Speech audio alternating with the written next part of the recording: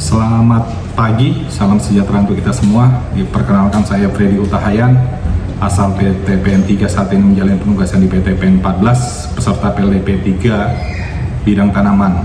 Pada kesempatan ini izinkan kami menjelaskan mengenai modul ketiga. Saya mengambil tema budidaya tanaman kelapa sawit, modul 3 manajemen fungsional. Luas area perkebunan kelapa sawit menurut data di Jenbun 2021, perusahaan besar swasta 85 menguasai 55,81%, perkebunan rakyat 40%, dan perkebunan besar negara 3,84%. Kelapa sawit merupakan tanaman perkebunan yang memiliki posisi penting pada subsektor perkebunan. Indonesia menjadi penghasil minyak kelapa sawit terbesar di dunia. Perkembangan produksi minyak kelapa sawit Indonesia dipengaruhi oleh sebaran area perkebunan yang luas. Kelapa sawit dapat menghasilkan produksi yang tinggi jika dilakukan dengan budidaya yang baik. Contoh bibit kelapa sawit ada Dura, Pisipera, dan Tenera. Deskripsi varietas kelapa sawit ada banyak jenis. Ini sumbernya PPKS, Sokvin, dan Lonsum. Pembibitan, seleksi lokasi pembibitan, yaitu dekat dengan sumber air, datar sampai agak bergelombang, dekat dengan areal, dan tanahnya cukup topsoil. Contoh pembibitan pre-nursery. Pemeliharaannya meliputi penyiraman, pemupukan, pengendalian hama dan penyakit, penjarangan naungan. Contoh yang sudah pre-nursery umur 2-3 bulan.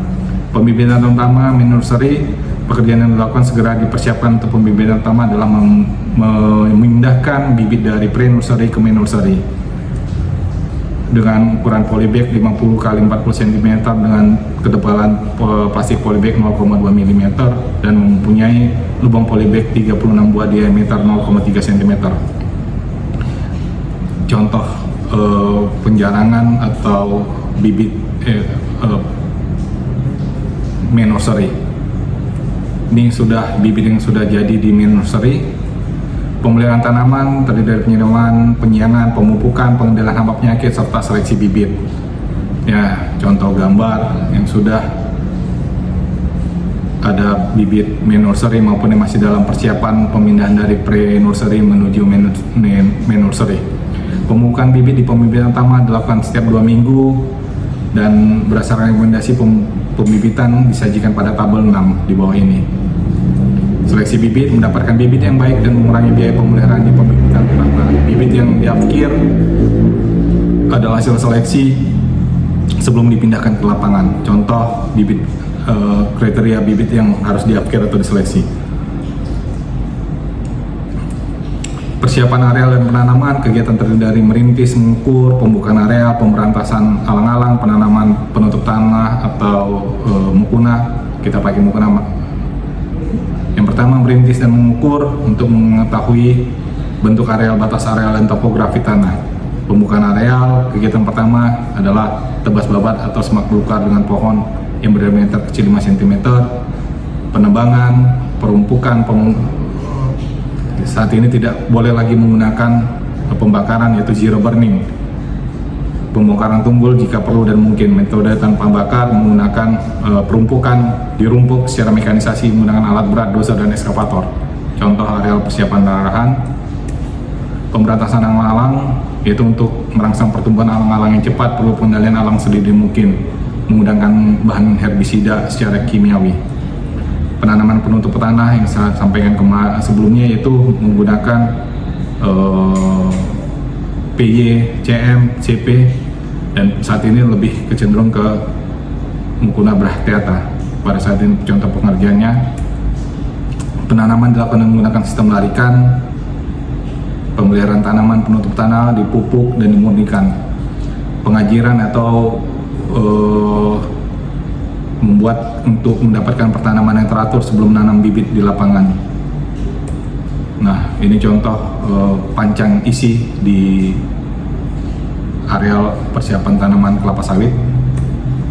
Tabel kerapatan tanaman pada sistem tanaman segitiga, ini ada beberapa contohnya untuk kerapatan 150, 143, 136, 128, dan 116. Pembuatan petakan, terasan individu. Nah, contoh lubang tanam. Pembuatan lubang tanam, pada ajar lubang tanam ada 60-60 x 60 segitiga atas dan 40-40 pada dasarnya kedalaman 60 cm. Penanaman bibit Seminggu sebelum tanam dilakukan pemutusan akar bibit yang keluar dari kantong plastik. Pemeliharaan dilakukan sensus pohon, penyulaman, pemupukan, pengendalian hama penyakit tanaman, pengendalian gulma, kastrasi, pelunasan, dan pemanfaatan limbah dari pabrik untuk bahan organik. Pemupukan dosis TBM dan TM berdasarkan hasil analisa daun dan ada rekomendasi pemupukan dari balai terkait. Contoh cara penaburan pupuk di tanaman kelapa sawit. Ini gambar kekurangan unsur hara di tanaman kelapa sawit, defisiensi unsur hara. Jenis hama yang menyerang tanaman kelapa sawit adalah serangga dan dapat tersebar dari satu areal ke areal yang lain. Perkembangan bunga betina dan tanaman kelapa sawit ini 5 bulan hingga 10 hari. Kastrasi, nah ini tujuan utama untuk mempercepat proses vegetatif, yaitu membuang bunga. Keuntungan kastrasi memasang pertumbuhan vegetatif dan menghemat penggunaan unsur hara, menyeragamkan pembungaan, menciptakan kondisi tanaman yang bersih sehingga dapat mengurangi serangan penyakit. Kastrasi dapat dilakukan sampai sekitar 6 bulan sebelum panen pertama. Gejala visual, twisted root front dan sebagainya dapat kita lihat dalam pemaparan yang tidak normal dilakukan, perlu dilakukan penyulaman. Penulisan dilakukan untuk sanitasi tanaman, menghindari tersangkutnya brondolan, memudahkan pengamatan terhadap buah, memperlancar proses, dan memudahkan pelaksanaan panen. Panen terdiri dari persiapan panen, organisasi, kriteria, kerapatan panen, rotasi panen, kapasitas panen, premi panen, dan pengawasan panen.